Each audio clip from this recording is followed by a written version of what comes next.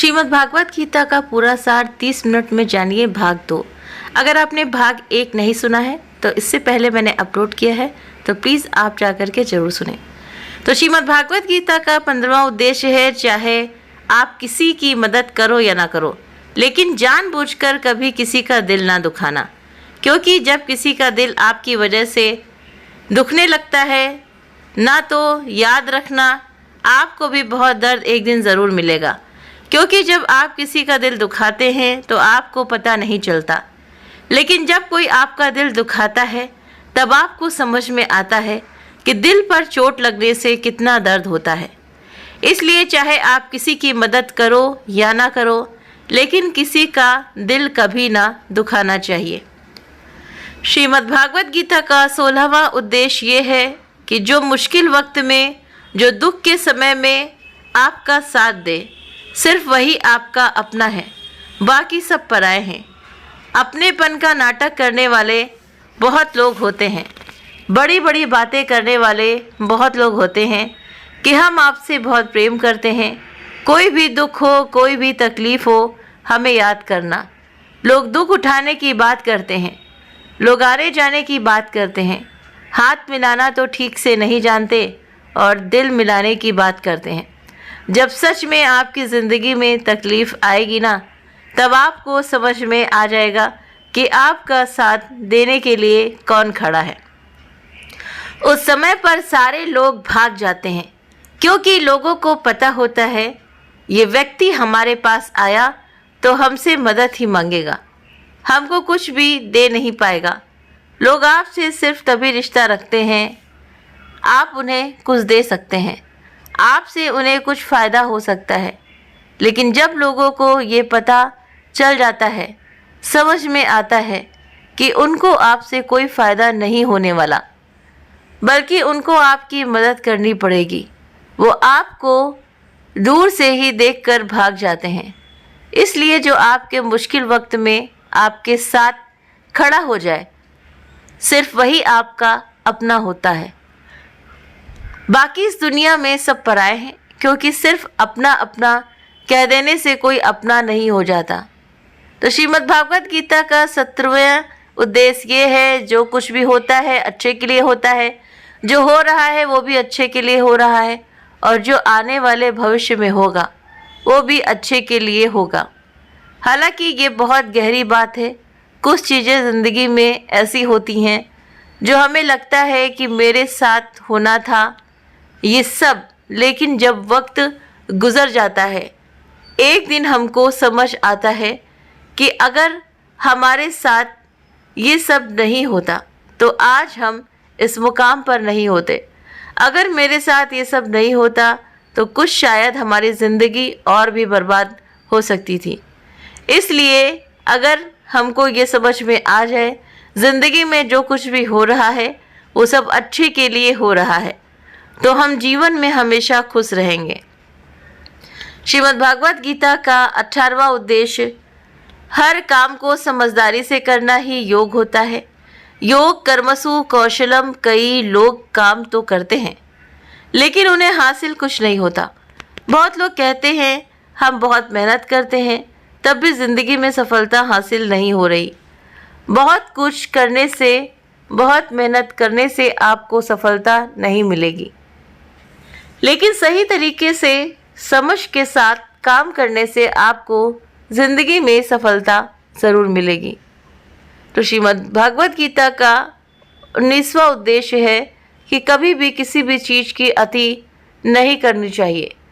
कोई भी चीज़ हद से ज़्यादा मत करना, किसी से प्रेम भी हद से ज़्यादा मत करना, और किसी से नफ़रत भी हद से ज़्यादा मत करना।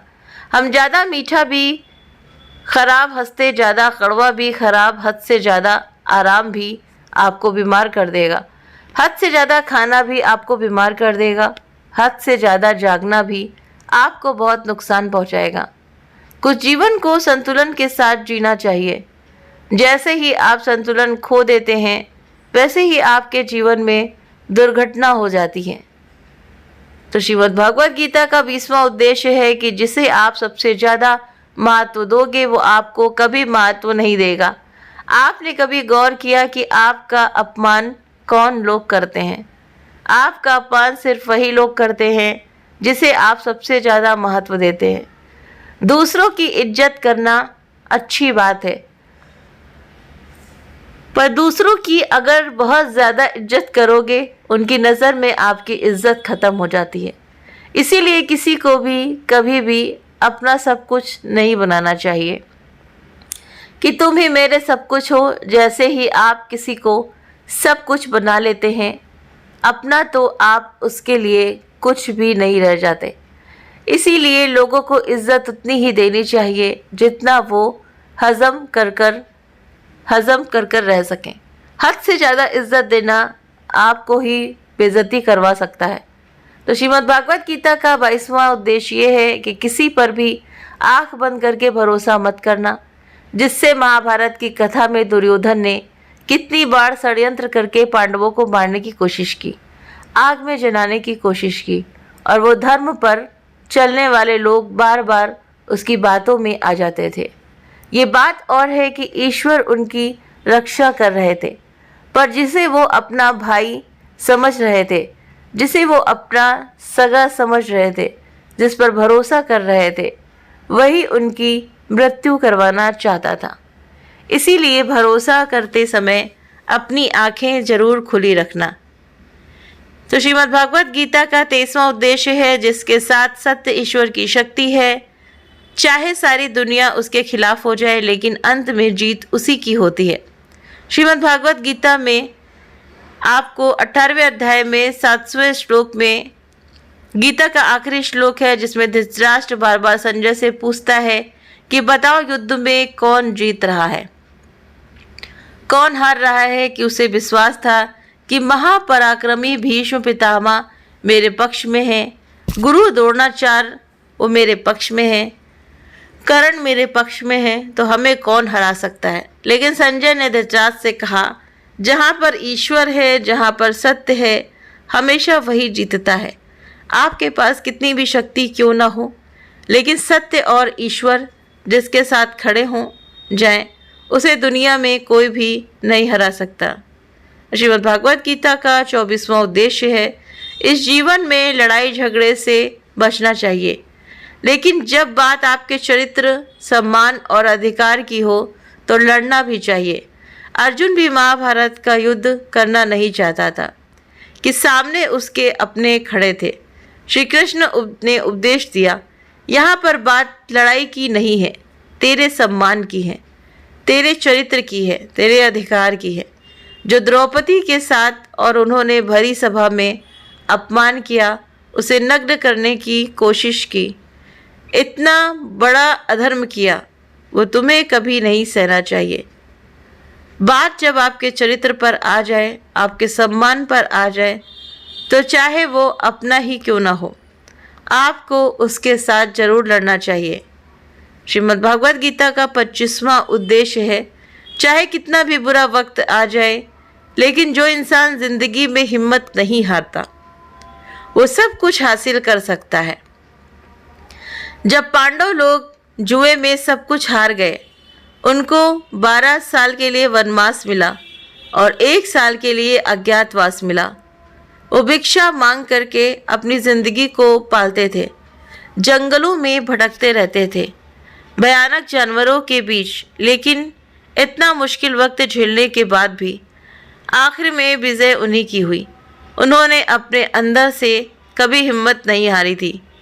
ऐसे ही आपकी ज़िंदगी में कितनी भी मुश्किलें या कितनी भी मुश्किल वक्त क्यों ना आ जाए, लेकिन आपके अंदर अगर हिम्मत है तो जीत आपकी ही होगी। श्रीमद् भागवत गीता का 26वां उद्देश्य है, जो किसी और का है उस पर कभी अधिकार मत जमाना, कभी कब्जा मत जमाना। जब शकुनी ने षड्यंत्र करके पांडवों को हस्तिनापुर से अलग करवा दिया, एक खांडवप्रस्थ का राज्य दे दिया, जहाँ की भूमि भी बंजर थी, जहाँ कुछ नहीं हो सकता था, लेकिन पांडवों ने उस शहर को इतना सुंदर बनाया, इतना वैभवशाली बनाया कि हस्तिनापुर भी उसके आगे फीका लगने लगा।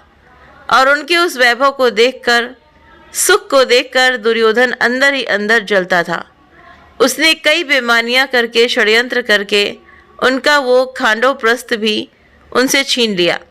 जो चीज़ उसकी नहीं थी उस पर कब्जा किया, तो उसका आखिर में परिणाम यही हुआ कि जो चीज़ उसके पास थी वो भी उसके पास नहीं रही। इसीलिए जो आपका नहीं है कभी उस पर अधिकार नहीं चलाना चाहिए। श्रीमद् भागवत गीता का 27वां उद्देश्य है कि वो इंसान जिंदगी में सफल माना जाएगा तो अंदर से हमेशा जो खुश रहता है। बाहर से तो सब कुछ दिखाई देते हैं, लेकिन अंदर से इंसान अशांति से भरा रहता है। बहुत पैसा कमा लिया, कामयाबी हासिल कर ली, वाहवाही लूट ली, लेकिन वो कामयाबी असली नहीं है।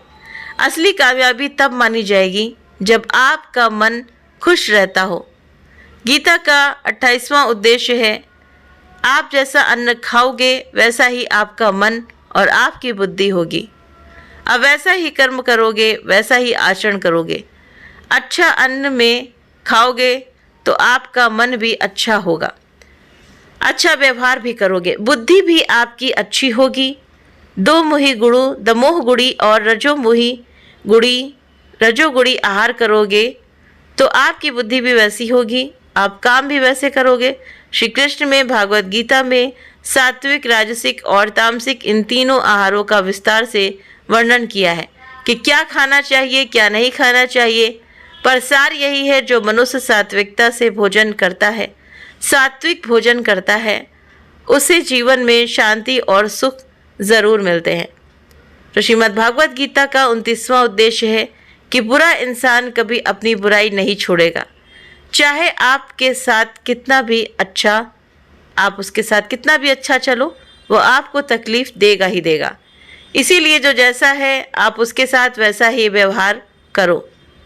बुरे इंसान के साथ आप कितना भी अच्छा बन जाओ, वो कभी अच्छा नहीं बनने वाला। दुर्योधन जंगल में पहाड़ों को मारने के लिए गया था, पांडवों को मारने के लिए गया था। दुर्योधन जंगल में पांडवों को मारने के लिए गया था, लेकिन यहाँ पर भीलों ने दुर्योधन को पकड़ लिया। उसका मित्र कर्ण छोड़कर भाग गया। वो भील दुर्योधन को मार देना चाहते थे, लेकिन युधिष्ठिर अपने भाई की रक्षा करने के लिए वहां पहुंच गया। उसके जीवन की रक्षा की, लेकिन उसके बाद भी वो हमेशा पांडवों का नुकसान ही करता रहा। इसलिए अगर कोई इंसान बुरा है उसके साथ आप ज़्यादा अच्छा बनने की कोशिश मत करो। जो जैसा है आप उसके साथ वैसा ही व्यवहार करो।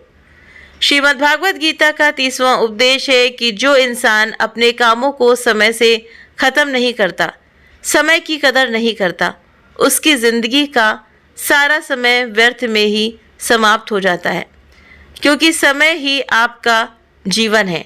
अगर आप समय को व्यर्थ ही नष्ट करते रहेंगे कि आप व्यर्थ के कामों में उसे गंवा देंगे, तो आपको कुछ भी हासिल नहीं होगा।